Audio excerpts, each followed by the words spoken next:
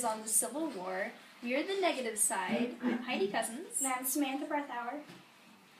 Hello, I'm Jack Frisbee, and this is my friend Andrew Kent. and we are the affirmative side of the debate. The Civil War was extremely devastating and completely unnecessary. Although many people think that the war is about slavery, it's actually about the government maintaining control over the South. When the Union said that they were keeping the country together, they overlooked that the South had the right to secede based on the 9th Amendment of the U.S. Constitution. Abraham Lincoln was thought to have kept the nation together, but he actually devoted his career to increasing the government's power. This war between the states was exceptionally destructive and our nation is still suffering from it today. As a result of slavery needing to be abolished, the Civil War had to be fought. The Civil War far outweighed the need to reach peace without the war. The deaths of the war were totally necessary for our unity. Lincoln fought for the equality of our people since our country is built on freedom. From the many benefits of fighting the Civil War, it was a worthy cause to fight and die for. Although the war is thought to have abolished slavery, there were different alternatives that were not violent. In 1833, Great Britain successfully obliterated slavery without a war by purchasing the slaves and setting them free. They advised Lincoln to do the same because of the damage that a war would cause. However, Lincoln refused and continued to provoke the South to fire the first shot at Fort Sumter, which was in the Southern Territory. Combining all the deaths of the other wars that America has participated, they are less than the casualties of the Civil War. In fact, at least 620,000 Americans died in this shattering war. Also, a multitude of families were deeply divided, which resulted in family members taking different sides and fighting against each other. Completely trampling all the rules of war, Union General Sherman ransacked and killed a multitude of Southern civilians, which resulted in the most civilian deaths of any war. As the most devastating war in American history, the Civil War did not even have to exist. The Civil War was a necessary event in American history since the South felt they needed to split off from the North. When the South seceded, the North felt they needed to do something to reunite our great country. As the South separated from the North, they immediately turned around and attacked Fort Sumter. In this act of aggression, the Civil War began. Lincoln regretfully had to declare war because slavery had to be abolished. While the South was known for its many plantations, the North was known more for their prospering factories. As the South needed many slaves on their plantations, the North did not need as much manual labor in their factory. This is why the South was not willing to have a government buyout, because the slaves were their livelihood. These are only a few reasons why the North and South didn't agree on many problems, which ultimately led to war. You said that Lincoln had to start the war because of slavery. But actually, at the beginning of the war, it was never mentioned that they were fighting about slavery. During the middle of the war, however, Lincoln and the government did say that they were now fighting for slavery because they thought, since there were so many people in the North who disagreed on slavery, that they would fight in the war and help with war efforts, so they thought that they were fighting for something they disagreed on. Another thing you said was about Fort Sumter, that the Confederates attacked the fort immediately. It was actually the Union who sneaked into the Confederates' fort at night and declared it was theirs. It was the Confederates' property, and the Union didn't have the right to sneak into it. The Confederates actually gave the Union a chance to leave the fort, but U.S. Major Robert Anderson decided to stay, putting his men's life in danger. It was South Carolina's property, and the Union didn't have the right to take it. The Civil War definitely had to be fought since the states could not agree or live with each other. Although many men died, they died necessary deaths for our country. Slavery had been going on for over 250 years, beginning in 1619. Frederick Douglass, who was a distinguished leader and an escaped slave from the South, was on Lincoln's side, fighting the South. He was also an author who had written several autobiographies. Lincoln tried to prevent a bloody revolution, but it was the only way to abolish slavery. The South fought to own slaves, while the North fought to abolish it. While you may think that there was a peaceful solution, there wasn't, since trouble had been brewing. Although slavery was necessary to the South's economy, the North was determined to change that. If slavery is still continuing today, we would try to abolish it because we have machines that can do our work. Lincoln and the North were trying to stop slavery before it got out of control. Although many men suffered and gave their lives, only 2% of the population died.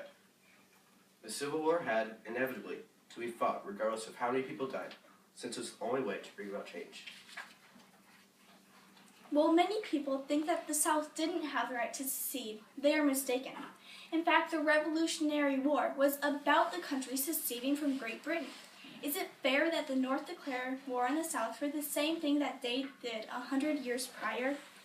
Since the states made the government, they had the right to secede if they thought that the government had become oppressive. They never agreed to enter a perpetual union. In the Ninth Amendment of the Constitution, it says, the enumeration at the Constitution of certain rights shall not be constructed to deny or disparage others retained by the people. This means that there are other rights that may exist besides the ones mentioned in the Constitution.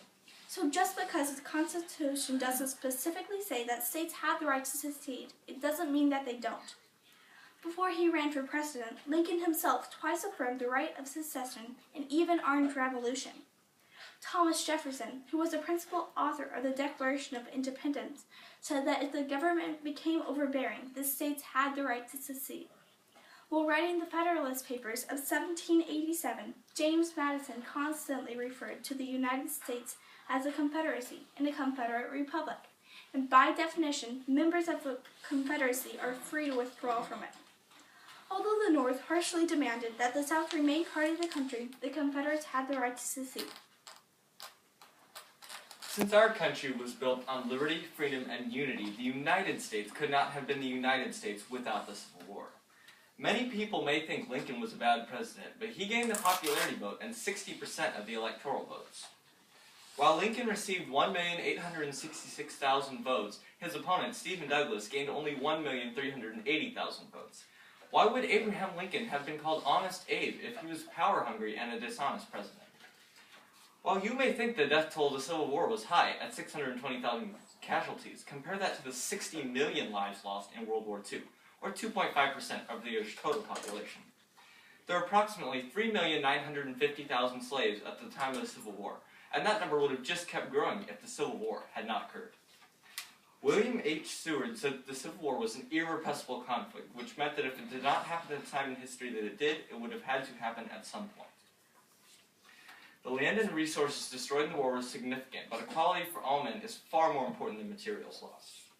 In Mark 3:24 and 25, Jesus said, "If a kingdom is divided against itself, that kingdom cannot stand, and if a house is divided against itself, that house cannot stand."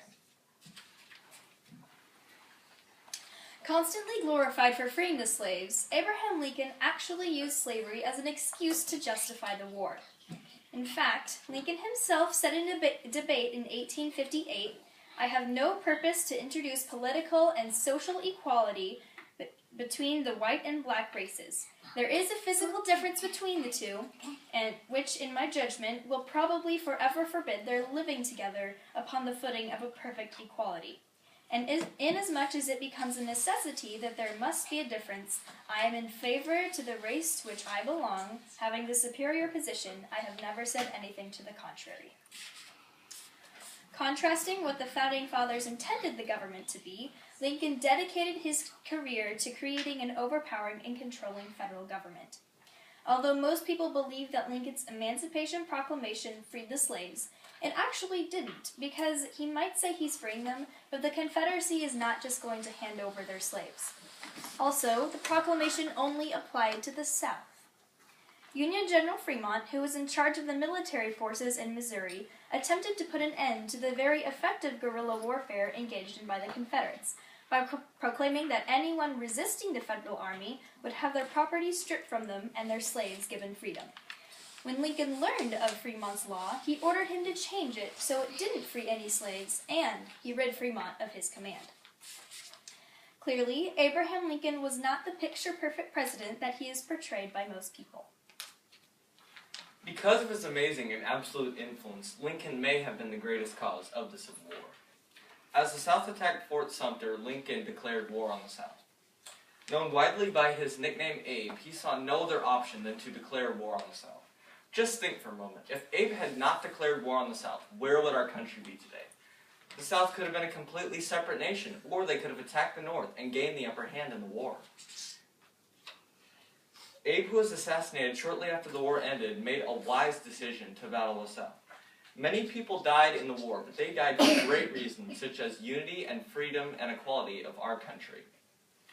Abe's decision, which was monumental, has helped keep the United States together and as we know them today.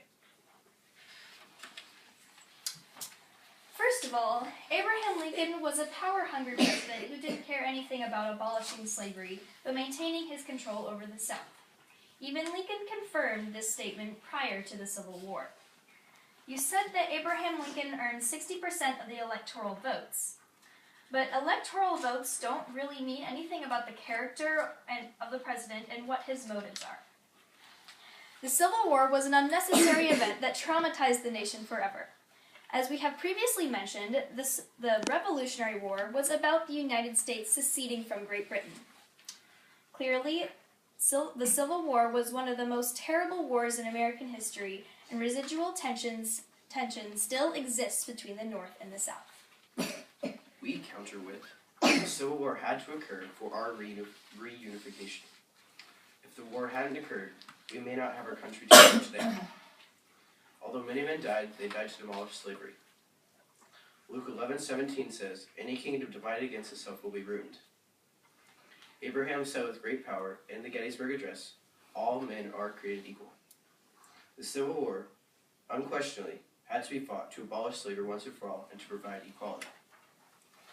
Taking what was occurring at the time, it was unavoidable. The two major political parties, which were the Whigs and the Democrats, were fighting each other. The economies of the South and the North were changing, becoming more spread apart. Overall, the Civil War is completely necessary. Thank Thank you. you.